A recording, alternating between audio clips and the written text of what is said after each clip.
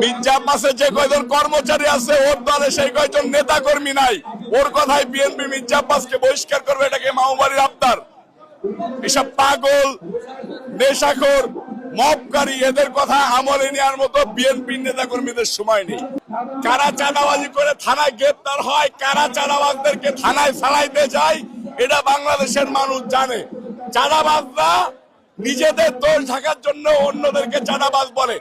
এই অন্তর্বর্তীকালীন সরকারের শেল্টারে এনসিপি যে পরিমাণ চাঁদাবাজি করেছে, এদেরকে অবিলম্বে দুদকের মধ্য দিয়ে ধরে এনে এদের ব্যাংক হিসাবগুলা যাচাই বাছাই করা দরকার। এদের মদত দিচ্ছে এই জামাত শিবির এবং এনসিপির মদত দিচ্ছে অন্তর্বর্তীকালীন সরকারের প্রধান নিজে।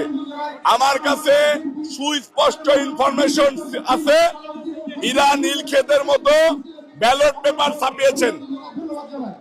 একদম সুস্পষ্ট ইনফরমেশন আছে যে ব্যালট পেপার ছাপাইছে, সেই ব্যালট পেপারের মধ্য দিয়ে তারা বোরকার ভিত্তি করে 12 তারিখে এক একজনে 20টা 25টা করে ভোট দেবে।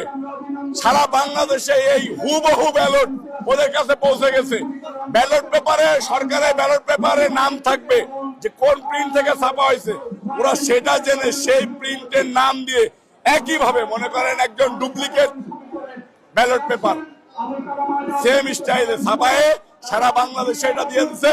এই কারণে তারা কনফিডেন্স পাচ্ছে যে আমরা তো জাল ভোটের মধ্য দিয়ে সরকার ক্ষমতায় করে চলে